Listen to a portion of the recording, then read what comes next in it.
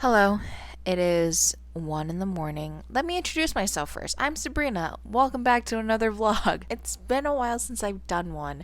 The last time I did it was the beginning of this year when snow was still on the ground, and it is June. This is a random week in mid-June. Nothing's really happening, but things are happening. I'm learning how to drive a Zamboni.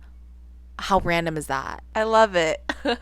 But it's really, really hard and I kind of suck at it. Since I talk about books on my channel, let's talk about books. I'm currently reading This Is How You Lose the Time War. I've heard about this book and I put it on my TBR list in 2019, I think. 2019 or 2020. And it's been in my radar since then, okay? I had a library ebook version of it. I read like a page or two and then I like ditched it. But now we're back to it. It was a book where I had to use my little noggin to understand. And so I'm really putting in the effort right now and I'm halfway through it. I have 50 pages left and it's a really short book, but it's been taking me a while to read this again because I have to use this in order to comprehend things and but it made me cry yesterday. The wanting, the yearning is so intense in here and it speaks to me. It's a lot and it's beautiful and I love it. I really, really love it. I wouldn't say like this is bound to be on my favorites list because I feel like I would have to read it again. For me to like solidify an opinion on it, this feels very much like a Raven Cycle journey. And I say that because I read the whole Raven Cycle series because I have to make everything about the Raven Cycle, okay?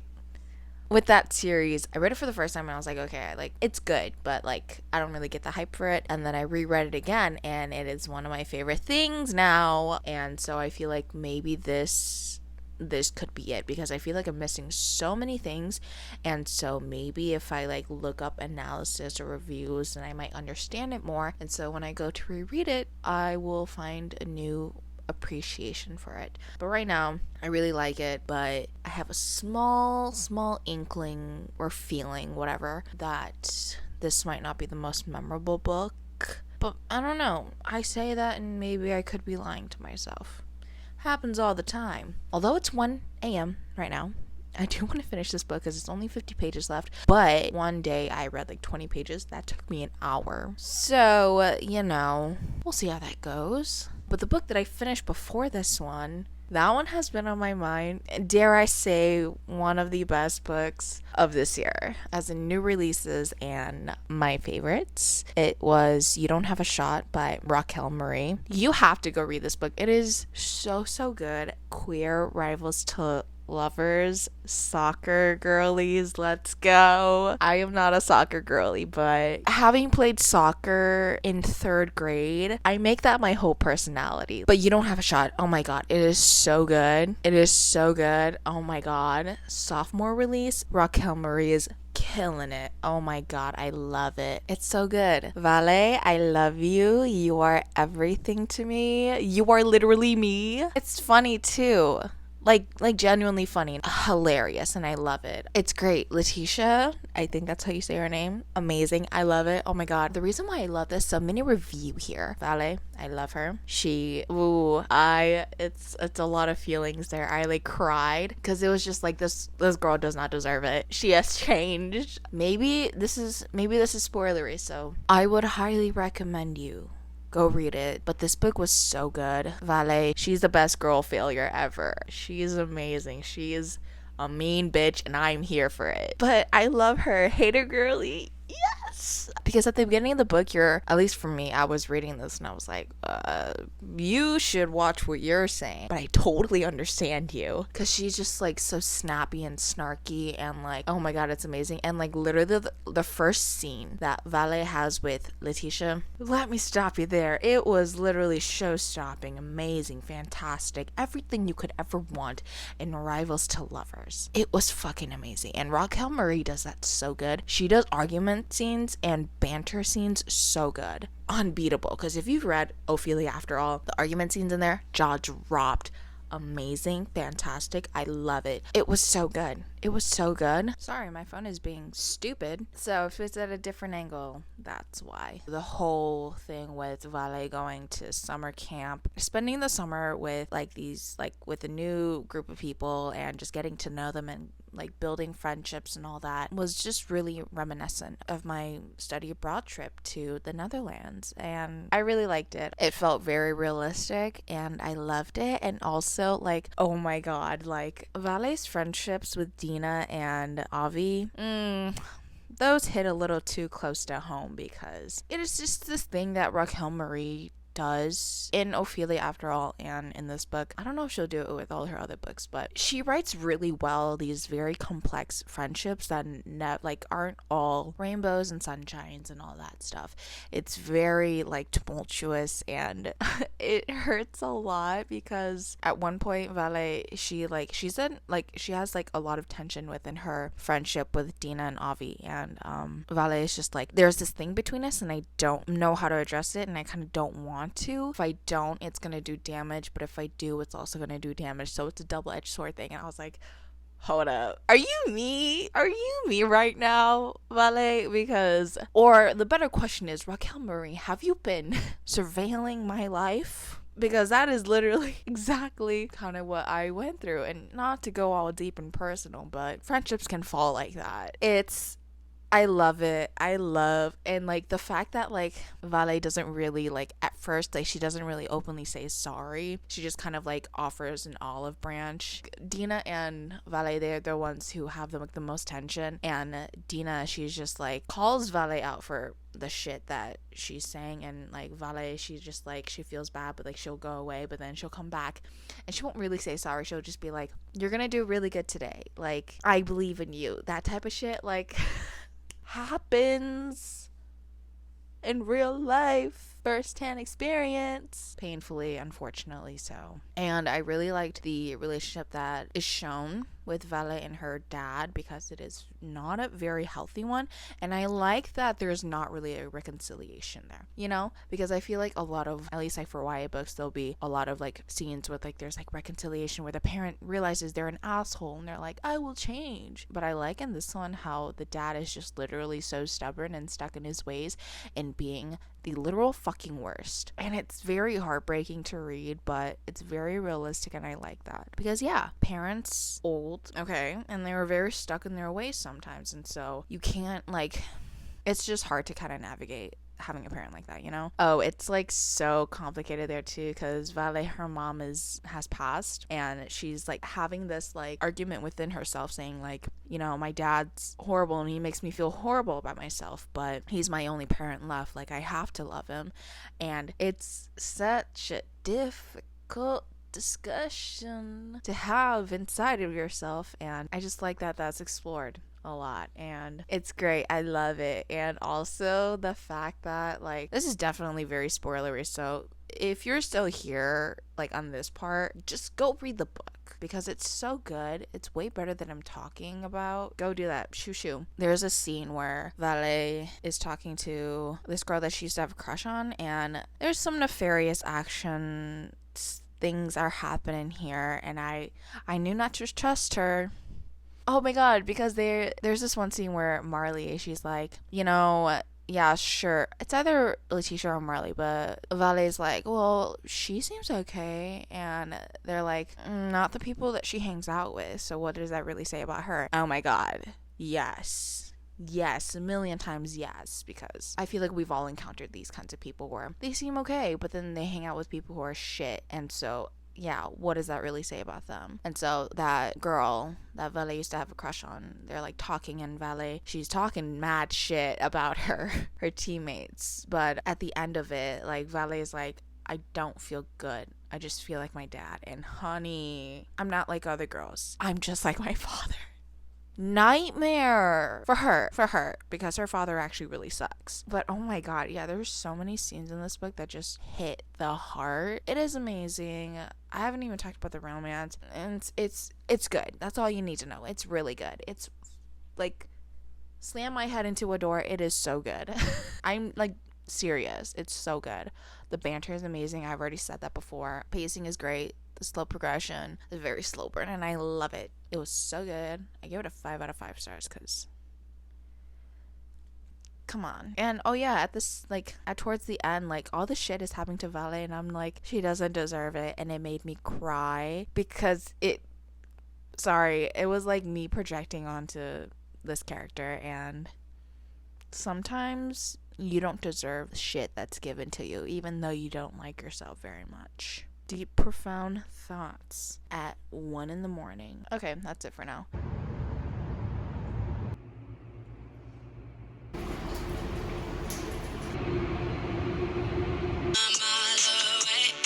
It's 2 days later since the last clip, and I have since then finished This Is How You Lose the Time More. And it was really good. I gave it a 4 stars, and I do stand by my statements that I made in that past clip. Yeah, I just have to reread this book again. I don't know, I feel like to understand it. Because I feel like I understood it, but not to the degree that is like needed to like love this book. So I feel like in the future I will read it again, and maybe my experience will be different. And looking forward to that. Almost 9 p.m. and I'm getting ready to just lay in bed and read some stuff. I've been like trying to think about what I want to read, and I picked out 4 books from my shelf, but I know I want to read this. I think it's a short story, but it's called The Six Deaths of the Saint. I've heard that it was really good, and it's like only 30 pages and it's made a lot of people cry, so I'm super excited.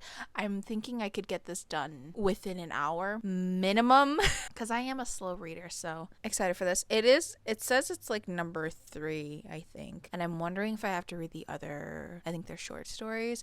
I will have to like look into it a little bit more, but I know I want to read this. And then after that, I picked out 4 books potentially I would want to read. I wanted to read something set in the summer because I think that's the way to get the full summer energy going. And last summer I read a lot of books set in summer, and it just really set the tone, and I loved it. And so I have 4 books that I picked out. Looking at them, I can tell that they're going to be sad books, so that'll be really fun for me. Books that I have is How It Feels to Float by Helena Fox, The Joy Luck Club by Amy Tan, Sometime in Summer by Katrina Leno, and Last Night at the Telegraph Club by Malinda Lo. But I don't really know which one to read. I'm kind of leaning towards this one because I did flip through it, and there are short chapters, and I do well with short chapters. So I don't know. Maybe I'll read the first chapter of each of these books and then I'll decide. That's the plan right now. Choosing what book to read and then getting to that short story.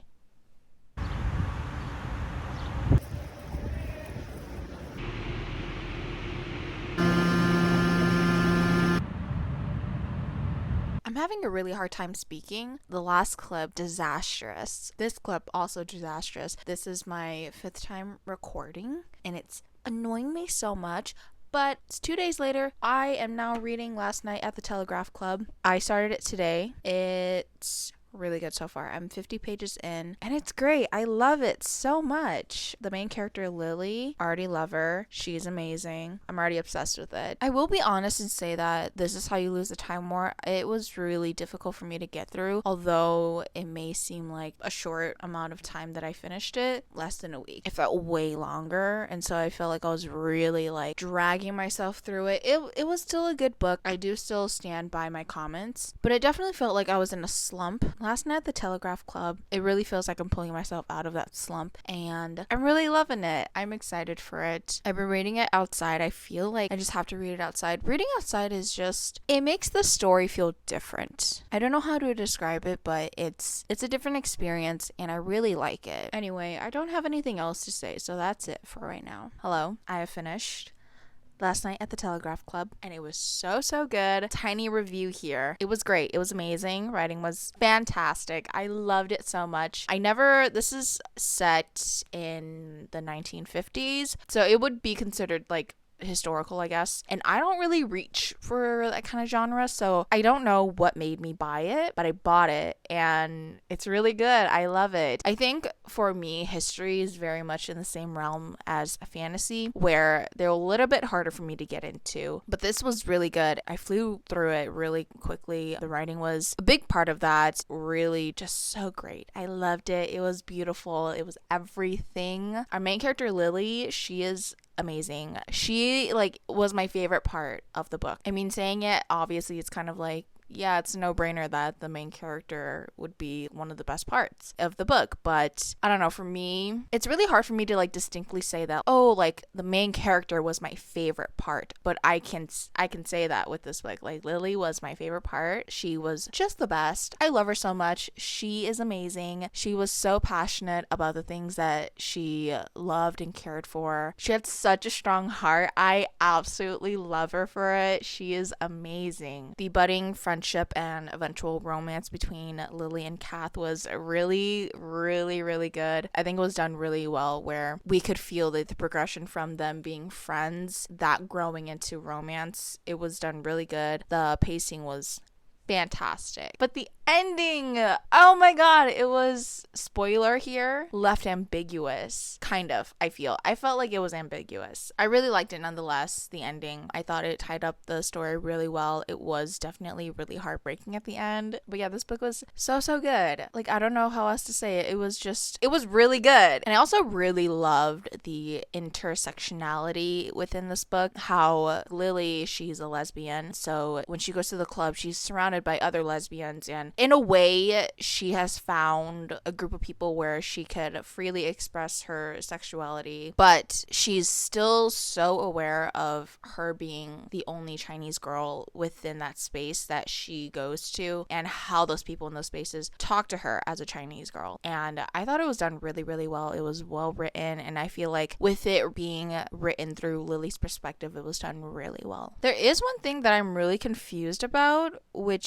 is because there are certain parts where we get the perspective of different people, like Lily's mom, I think Lily's dad, and then Lily's aunt. I have it's not something that it doesn't make sense. I feel like it makes sense. I just don't understand. I feel like it's myself that I don't understand. I probably have to read the back of the book to understand why they have perspectives in here. If I'm just going off of what I've read and what I can understand, it's because these 3 central characters are the ones who kind of, I don't know. There was also Shirley, Lily's mom, dad, and aunt. I feel like they were the more prominent figures into making Lily move away. I don't understand. See, this is why I don't understand why we got their perspectives, but I feel like they were the ones who kind of, had a handle on Lily going away and separating Lily and Kath. I don't know, but I didn't hate their chapters. I don't understand it. And so if you ever happen upon this video and please tell me in the comments below. But otherwise, this was really, really good. I think that'll be it for this video. Nothing really happened, so I apologize for such a boring vlog. But I have started my next book, and that is Jade War by Fonda Lee. I've already read the first book. I read that 2 years ago, and so now I'm getting back into this. I have been wanting to get back into fantasy, and this book feels like a good choice. I'm super excited about it. I'm 30 pages in and I'm really liking it so far. It's bringing up a lot of suppressed memories and feelings that I had for that first book. It'll be a fun experience. I'm really excited about it, but again, this is it for the vlog. I'm not gonna record myself reading this because look how gigantic this book is. It's gonna take me so long to finish, and we don't have that kind of time. So thank you for watching. I will see y'all in the next video. Goodbye.